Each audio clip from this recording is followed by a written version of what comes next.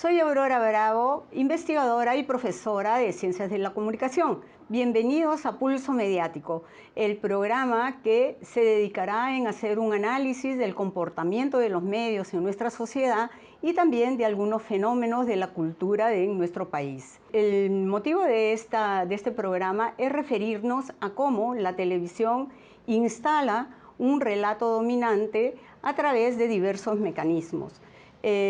Por ejemplo, tenemos el mecanismo, como diría el sociólogo Pierre Bourdieu, de cómo la televisión oculta mostrando. Oculta lo verdaderamente importante, trascendente para el país y solo muestra el detalle, lo banal, lo espectacular. En segundo lugar está el simulacro, a través del cual ocurre determinado hecho, pero se le da otra puesta en escena con ciertos signos de lo real para impactar en la opinión pública.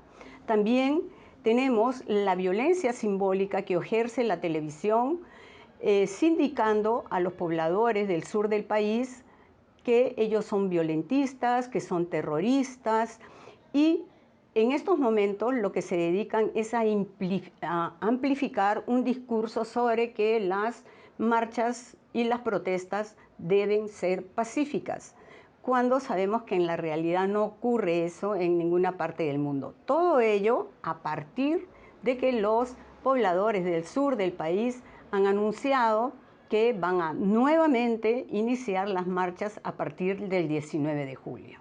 Si observamos nuestra realidad, estamos frente a un compactamiento del poder de las instituciones y organismos de nuestra sociedad. En primer lugar, el control de la Defensoría del Pueblo, el Tribunal Constitucional. En la Fiscalía se quieren remover fiscales para controlar la Junta Nacional de Fiscales, ¿no? Todo esto implementado por Patricia Benavides. También en el Congreso quieren ir contra las autoridades de la OMPE, del Jurado Nacional de Elecciones. Asimismo, en el Congreso también acaban de aprobar una medida que promueve la impunidad frente a la corrupción y todo esto complejiza la situación. Mientras que el informe de Amnistía Internacional nos revela que existen 20 muertes comprobadas que tienen el perfil de ejecuciones extrajudiciales en las cuales el gobierno tiene la responsabilidad, ya sea porque obró en ese sentido o porque permitió que se cometieran esos crímenes. Pero en la prensa, como ustedes pueden comprobar, no vemos absolutamente nada de esta situación. A ello tendríamos que añadir, por ejemplo, que también en el Congreso se han aprobado una ley a pedido de Otárola y Dina Boluarte para que vengan 700 miembros de las Fuerzas Armadas de Estados Unidos que van a trabajar con las Fuerzas Armadas y con la Policía Nacional. Como podemos ver, también paralelamente el gobierno ha implementado toda una política hacia el exterior para poderse dar un baño de cara, ¿no? Pero aquello le ha salido mal, le ha revertido, ¿no?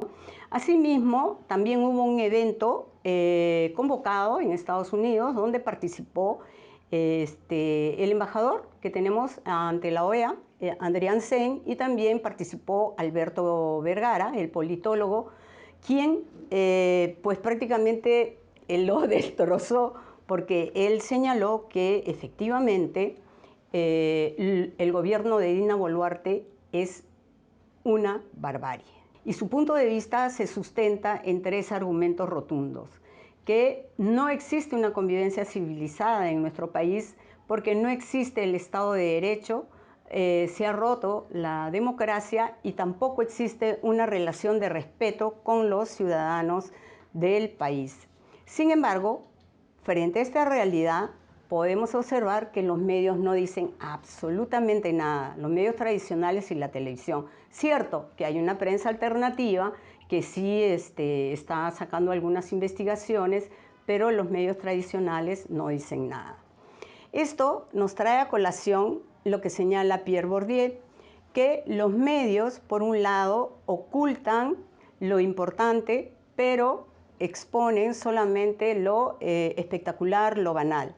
Asimismo, también minimizan algunos acontecimientos, ¿no? Como los 4 pronunciamientos de los organismos internacionales como Human Rights Watch, la OEA, también Amnistía Internacional y la CID, que han indicado que se han cometido una masacre en el país. Sobre eso no dicen nada los medios. Es más, invisibilizan también otros aspectos, ¿no? Por ejemplo, todo lo que exteriormente se está criticando sobre el país, pues no lo ponen en su agenda. Otro mecanismo que utiliza la televisión, según señala Pierre Bourdieu, es esto de los debates falsos, porque invitan a opinólogos que obviamente refuerzan el relato dominante, ¿no? Y prácticamente no analizan a profundidad lo que está ocurriendo en el país. Obviamente, ellos quieren que todo se arregle internamente, pues porque han copado todas las instituciones, la Fiscalía, el Poder Judicial. Entonces, claro, les conviene, digamos, este acuerdo y todos los opinólogos refuerzan ese discurso. Asimismo, se amplifica el discurso de Dina Boluarte, que desde un inicio señaló que estos son violentistas, terroristas, financiados por la minería ilegal, el narcotráfico, que trajeron unas armas, los ponchos rojos, Evo Morales, realmente un discurso delirante, se podría decir. Pero todo conducido a que al final digan la culpa de todas estas muertes las tiene el expresidente Castillo. Realmente resulta increíble ese tipo de afirmaciones, ¿no es cierto?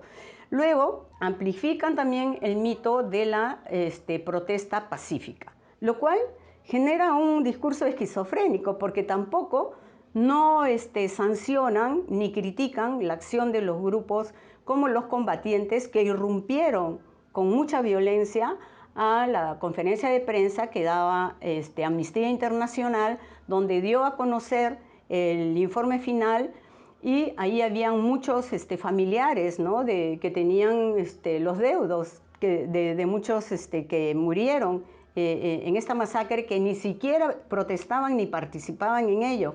Irrumpieron con carteles señalando de que sí se debe sancionar la muerte de Sonco, digamos del policía Sonco, que fue quemado vivo, y nuevamente instalar ese simulacro que Otárola oficializó en el Parlamento para que le dieran, aprobaran la confianza de su gabinete. Esto es realmente terrible, porque eso ya se aclaró en diversos medios de comunicación, que no fue los pobladores de Puno que atentaron contra su vida, sino que hubo un apagón. ¡Qué casualidad! Y entonces el cuerpo más bien inerme de Sonco fue acomodado y junto a un patrullero, y ahí le prendieron llamas, ¿no? Y también sabemos que el policía Sonco, de acuerdo a las últimas investigaciones, fue asesinado por el ex policía en retiro, Eruzbé La Paza. Esta incursión de los combatientes fue terrible, porque revictimizó a los deudos de las víctimas, que irrumpieron en llanto, todos atemorizados, acongojados, como podemos ver en las siguientes escenas.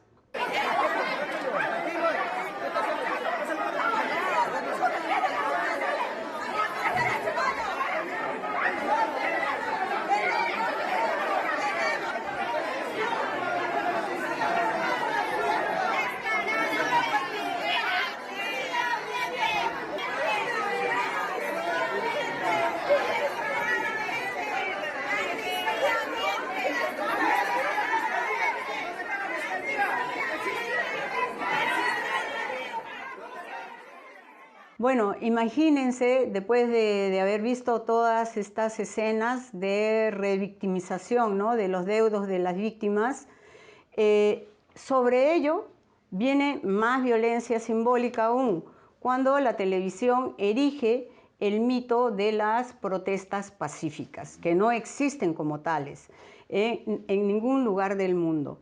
Ellos quieren hacer creer con esta estrategia de ocultar mostrando que solamente acá en el Perú se producen estas marchas violentas. ¿Por qué? Porque el ciudadano del sur, por la visión que ellos tienen, pues casi están condenados a ser violentistas, terroristas, y toda la culpa le echan a ellos de esta situación. En cambio, no se dan cuenta que, por ejemplo, todos los estallidos que han sucedido en los últimos años, por ejemplo, en Chile, Colombia, Francia, han tenido esas características. Las últimas movilizaciones en Francia, por ejemplo, el 1 de mayo, que convocó a 6 sindicatos, pues se quemaron autos, se incendiaron un edificio. También en Chile los enfrentamientos fueron muy graves, pero vamos a ver que todo este estallido, tanto en Chile, por lo menos las autoridades escucharon. Piñera, por lo menos, señaló que se podía, digamos, plantear una nueva agenda social y ir camino hacia una nueva constitución. En Francia, todas las movilizaciones no costaron ni una vida. Escúchenlo, pese a que fueron violentas, también se tomó un aeropuerto y no hubo una sola víctima. ¿Qué es lo que hizo Macron? Porque para poder, digamos, valorar el trabajo de la policía, que utilizó métodos disuasivos, pero no hubo ninguna víctima, bueno, les dio un bono, ¿no? Lo que tenemos que ver que todos estos movimientos tienen rasgos generales en común. Son estallidos de mucha frustración, ¿no? Porque definitivamente el neoliberalismo, ¿qué es lo que genera? Genera la no intervención del Estado, genera la flexibilización laboral, entonces uno tiene menos ingresos, se pierden derechos de los trabajadores, también crecen los costos de los servicios, del transporte, como ocurrió en Chile. Todo eso hace que fuera como un estallido social. Pero la prensa no da cuenta de ello. Solamente quiere decir que acá existen violentistas y que Puno es el epicentro pues, de la violencia, ¿no? Lo cual no es cierto. Pues bien, ¿qué es lo que ocurrió en el país? Definitivamente, luego del fallido golpe de Castillo, se vio toda esta escalada de protestas que era comprensible. ¿Por qué? Porque todo el sur pues había votado por Castillo, y sobre todo porque Dina Boluarte, que conformaba esa misma plancha, había prometido que en el caso que lo vacaran o destituyeran, ella iba a renunciar. Entonces toda la protesta del sur venía por 3 demandas que considero justas. Simplemente se pedía que renuncie la presidenta Dina Boluarte, que se convoquen a nuevas elecciones y que se haga la consulta de que si iba o no la constituyente. Pero no se escuchó nada. La respuesta fue balas y muerte. Entonces, sobre eso todavía, estos acontecimientos nunca fueron cubiertos adecuadamente por la prensa. ¿Dónde estaba la prensa? ¿Dónde estaba la televisión, que se supone tiene la capacidad de mostrar todo lo que sucede?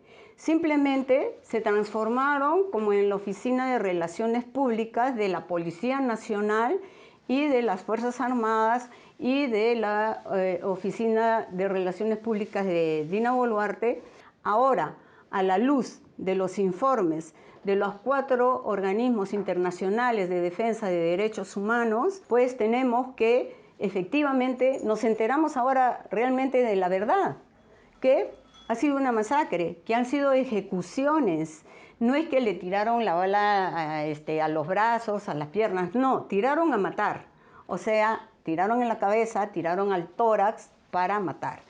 Gracias, digamos, a la investigación de periodistas independientes, nos enteramos de la verdad de las cosas. Y Hildebrand ahora también aporta, ¿no? Un periodista que sigue ejerciendo con independencia, con integridad esta loable labor.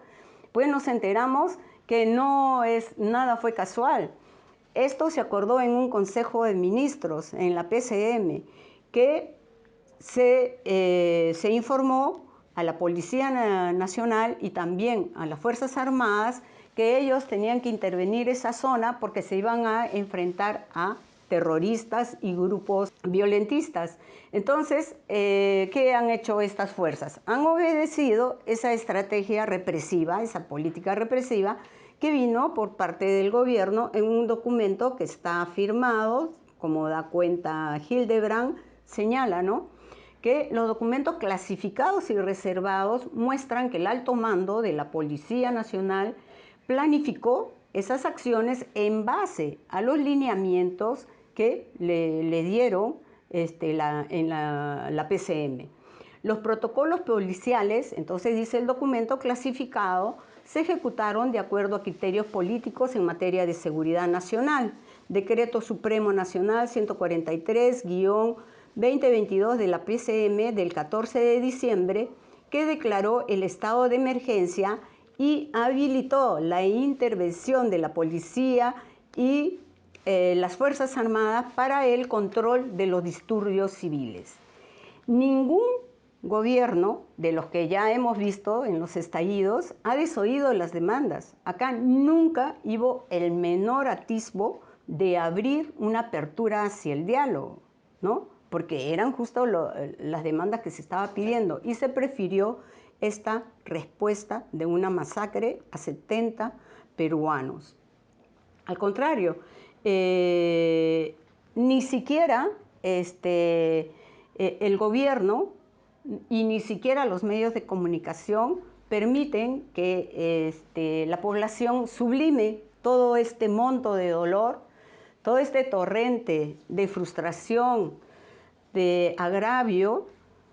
Ni siquiera les permiten que los niños marchen con ese tema que ya se ha convertido en parte del imaginario social, que es esta democracia ya no es democracia. Y efectivamente, ya no lo es. Después de estas 70 muertes, ya no exista el sistema democrático en el país, tal como lo señala el politólogo Vergara, ¿no?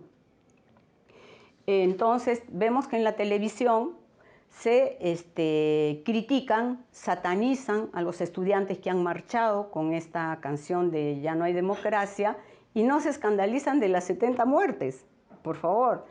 Cierto, obviamente, lo ideal es que las marchas sean pacíficas, pero teniendo en cuenta toda la violencia contenida, todo el abuso, que sean desoídos sus pedidos, es lógico que puedan haber este tipo de manifestaciones, pero hay que resaltar más bien que en el caso del sur nunca nadie se ha enfrentado contra un soldado ni cosa por el estilo. Nadie ha matado a ningún soldado ni se ha enfrentado a eso como quisieron hacer creer con el simulacro del policía Sonko, ¿no? Por ejemplo, después hemos visto, frente a todos estos hechos, una entrevista, por ejemplo, ¿no?, en RPP a la representante de Amnistía Internacional. Vamos a ver en esta entrevista, por ejemplo, de RPP, cómo minimiza todo lo que informa la representante de Amnistía Internacional, como ya desautorizando de antemano que cualquier cosa que vengan de los organismos internacionales de derechos humanos, pues no están autorizados porque quién sabe por qué dan esa información. Vamos a ver esas escenas. Lo que encontramos claramente es que estamos frente a una situación de ejecuciones extrajudiciales, es decir, que las fuerzas de seguridad utilizaron fuerza letal, armas de guerra en contra de la población, una población que se manifestaba pacíficamente o que simplemente pasaba cerca de lugares de manifestación. En ninguno de los casos que Amnistía ha documentado hay evidencias o el Estado ha presentado evidencias de que eran personas que se encontraban ejerciendo algún tipo de violencia. Y digamos, ¿cómo es el sustento cuando dicen hubo un marcado sesgo racista por parte de las autoridades peruanas? Eso es muy importante, Joana. El título de nuestro informe es Racismo letal, ejecuciones extrajudiciales y uso ilegítimo de la fuerza. Y es precisamente ese sesgo racista el que hemos visto que diferencia el accionar de las fuerzas de seguridad en comunidades históricamente marginalizadas, representadas por pueblos indígenas y comunidades campesinas. El accionar de las autoridades, por ejemplo, en protestas en Lima, a pesar de haber una represión brutal por parte de las fuerzas de seguridad, nunca ha sido con el uso de arma letal. En cambio, en estas regiones, en estas comunidades, se han utilizado rifles de alto alcance, se han utilizado rifles Galil, pistolas, munición viva en contra de la población. Y la solvencia económica de este informe, de este reporte, ¿cómo se asume? ¿Quién la asume? Bueno, de nuestra investigación, la asume Amnistía Internacional. Nosotros somos un movimiento global que protege los derechos humanos y denuncia las violaciones en donde quiera que se cometan. Somos un movimiento cuyo sostenimiento financiero proviene de 10 millones de personas que conforman la membresía de Amnistía Internacional. Nosotros no recibimos dinero de gobiernos, de corporaciones. Todo el financiamiento de nuestro trabajo de investigación es imparcial, independiente y autónomo, porque tiene la intención de coadyuvar a los esfuerzos para garantizar que los estados cumplan con sus obligaciones internacionales. Y se lamenta, por supuesto, siempre cada una de las muertes, se lamenta que las protestas sean violentas, porque la protesta además en nuestro país es legítima siempre y cuando sea pacífica, pero hay un punto también que era muy denunciado en distintas regiones, ¿no? Y eran aquellas personas, ciudadanos, comerciantes, pequeños empresarios que se habían visto afectados por las protestas. ¿Ellos también se están, digamos, incluyendo en el informe de Amnistía? Bueno, como podemos ver, el papel de los medios de comunicación realmente es muy censurable, ¿no es cierto? Se han pervertido.